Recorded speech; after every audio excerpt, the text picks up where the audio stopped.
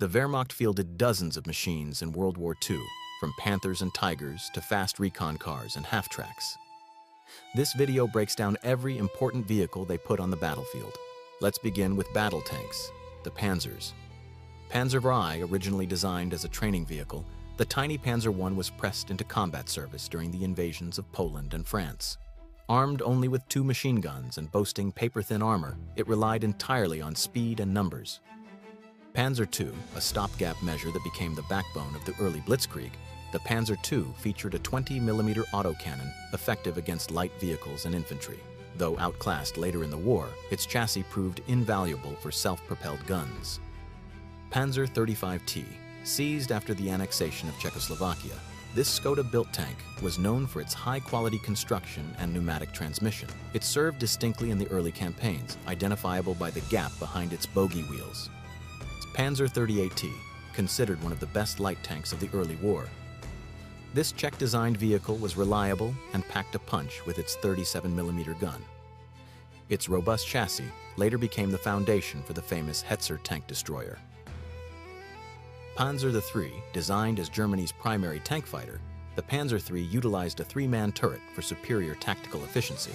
While its gun eventually struggled against Soviet armor, it set the standard for medium tank crew layouts. Panzer IV, the true workhorse of the Wehrmacht. The Panzer IV was the only German tank to remain in production throughout the entire war. Up-gunned and up-armored repeatedly, it served on every front from North Africa to Russia. Panzer WWII Panther built. In response to the Soviet T-34, the Panther combined slope-to-armor, mobility, and a high-velocity 75mm gun. Despite early mechanical teething issues, it is widely regarded as one of the best medium tanks of World War II. Panzer VI and Tiger I, a legend of heavy armor, the Tiger I struck fear into Allied crews with its thick, boxy protection and lethal 88mm gun. Though slow and maintenance-heavy, it could dominate the battlefield from long range. Panzer VI Tiger II, King Tiger. The King Tiger was a massive 70-ton beast, combining the thick armor of a heavy tank with the sloped design of the Panther. While nearly impervious to enemy fire from the front, its weight destroyed bridges and strained its own engine.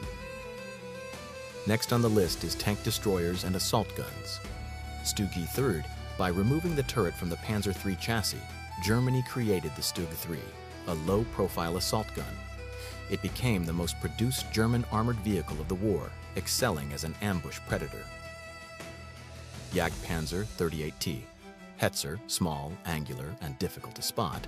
The Hetzer was a cost-effective tank destroyer built on the reliable Czech 38T chassis. Its sloped armor and remote-controlled machine gun made it a nasty surprise for advancing Allied troops.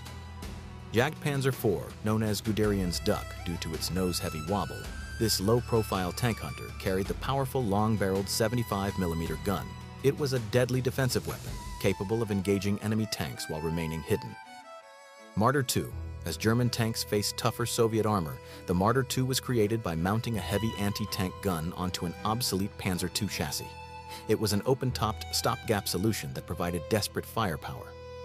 Marder III, utilizing the Czech 38T chassis. The Marder III mounted captured Soviet guns or German PK-40s to fight on the Eastern Front. While its crew was exposed to the elements, its gun could knock out most Allied tanks. Nashorn, named the Rhinoceros. This vehicle was essentially a long 88mm gun mounted on a light chassis. It possessed almost no armor protection, relying entirely on its ability to snipe enemy tanks from extreme distances. Jagdpanther, often cited as the best tank destroyer of the war, the Jagdpanther married the excellent Panther chassis with the lethal 88mm gun. It offered a perfect balance of speed, armor protection, and firepower. Ferdinand Elephant, built on rejected Porsche Tiger hulls, the Ferdinand was a sluggish, heavily armored bunker buster with a unique petrol-electric drive. While nearly indestructible from the front, it initially lacked a machine gun for self-defense against infantry. Jagdtiger, the heaviest armored fighting vehicle to see operational service, the Jagdtiger carried a massive 128mm gun capable of destroying any tank. However, it was a logistical nightmare, often breaking down before reaching the battlefield.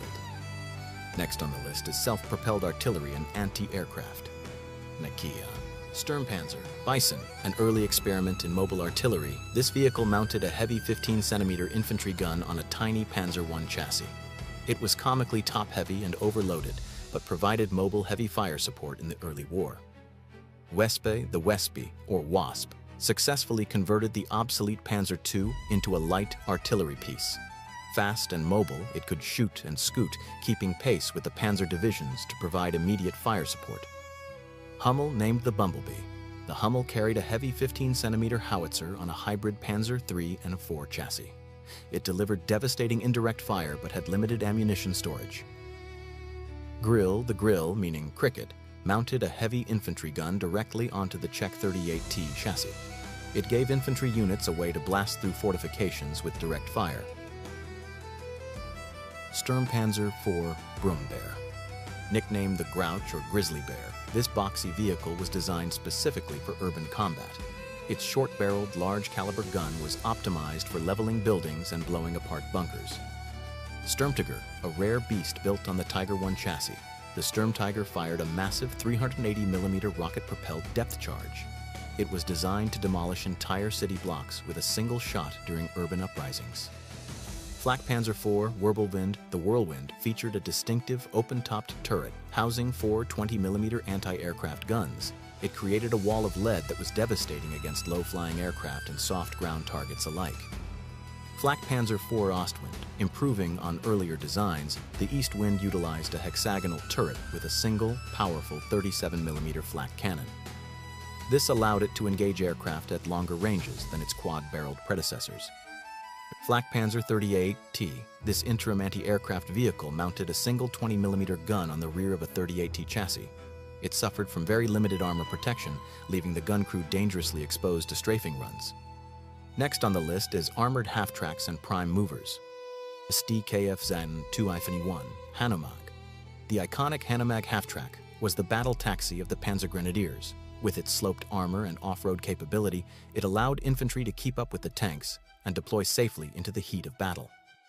SDKF Zagten 250, a smaller cousin to the Hanomag, the 250 was a shortened half-track used primarily for reconnaissance and command roles. Its compact size made it agile, serving effectively as a scout vehicle.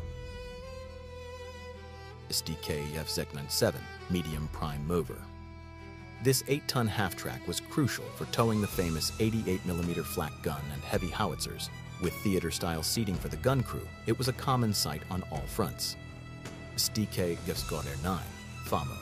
The heavy lifter of the German army, the FAMO was a massive half-track designed to recover damaged tanks. It often took 2 or 3 of them chained together to pull a stuck Tiger tank out of the mud. SDKF Zagten 10, light prime mover, a light half-track widely used to tow small anti-tank guns like the PK-36 and PK-38. It was nimble and produced in large numbers to mechanize the lighter artillery units. SDKF Skort 11, the standard light artillery tractor, the CDKF 11 was responsible for towing field howitzers and Nebelwerfer rocket launchers. It bridged the gap between the light and medium prime movers. SDKF Zeets 2, Kettenkrad, a unique hybrid of a motorcycle and a tracked vehicle. The Kettenkrad was designed for paratroopers but found fame in the mud of the Eastern Front. It could tow light guns and navigate terrain that stopped trucks cold. Opel Maltier faced with the deep Russian mud, engineers converted standard Opel Blitz trucks by replacing the rear wheels with Panzer tracks. The resulting mule became a logistical lifeline when wheeled vehicles were useless. Continuing with armored reconnaissance vehicles. SDK Ejevzankis 222. This light four-wheeled scout car featured an angled armored body and a turret with a 20mm cannon. Fast and agile on roads, it was the eyes and ears of the reconnaissance battalions early in the war.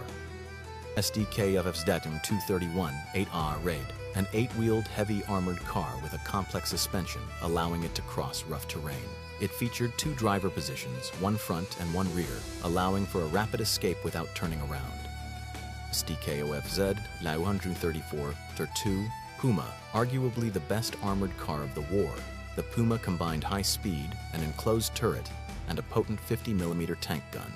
It could outfight most Allied reconnaissance vehicles with ease. SDKIFZ 263 Radio Car. Based on the 8-wheeled chassis, this vehicle had a fixed superstructure topped with a large frame antenna. It served as a mobile communications hub, coordinating vast panzer movements. Let's move on to light utility, staff cars, and motorcycles. VW Schwimmwagen, or T-Type 166. Building on the Volkswagen design, the Schwimmwagen featured a bathtub-style hull and a drop-down propeller. It was the most mass-produced amphibious car in history, capable of crossing rivers and muddy bogs. Porsche 108, a heavy off-road personnel car used for towing light guns and transporting troops. Known for its robust V8 engine, it was a standard heavy transport in the early war years. Steyr 1500A, a rugged, air-cooled heavy staff car produced in Austria, favored by officers and commanders for its reliability in hot and cold climates, particularly in North Africa and Russia. Mercedes-Benz G4, a massive six-wheeled luxury touring car, often seen in propaganda films carrying high-ranking Nazi officials. It was more of a prestige symbol for parades than a combat vehicle. BMW R75, a heavy motorcycle designed specifically for the military, featuring a driven sidecar wheel for off-road traction. It was a durable workhorse for dispatch riders and reconnaissance units. Next on the list is logistics trucks and transporters. Opel Blitz 3.6, the legendary Opel Blitz, was the primary cargo truck of the Wehrmacht, recognizable by its lightning bolt logo. Reliable and simple, it carried everything from ammunition to troops, keeping the German supply lines moving. Krupp Protze KFZ69, known as the Boxer due to its flat-4 engine, this six-wheeled truck featured a unique sloping hood. It was widely used to tow light anti-tank guns and transport motorized infantry. Rappenschlepper Ost, RSO, designed specifically for the brutal conditions of the Eastern Front, the RSO was a fully tracked, slow-moving tractor. It traded speed for the ability to drag artillery through the deepest Russian mud and snow. Henschel 33, a heavy six-wheeled truck that entered service before the war. Sturdy and strong, it was used to haul heavy loads and engineering equipment throughout the conflict. Einheitsdiesel, a standardized diesel truck featuring six-wheel drive and independent suspension. While mechanically complex, it offered exceptional off-road performance for a wheeled cargo vehicle. Finally, we have specialized and siege vehicles. Panzerwerfer 42. This vehicle mounted a 10-barrel Nebelwerfer rocket launcher on top of an armored half-track. Known for the terrifying shrieking sound of its rockets, it provided mobile saturation bombardment. Karl Garen, a monstrous self-propelled siege mortar firing a 2-ton shell. Only a few were built to crack the toughest fortresses like those at Sevastopol, requiring a massive crew and crane support. Goliath tracked mine, SID KFZ 302-303, a tiny remote-controlled tracked vehicle nicknamed the Beetle. It carried a high explosive charge intended to be driven under tanks or into bunkers, though it was often disabled by cutting its control wire.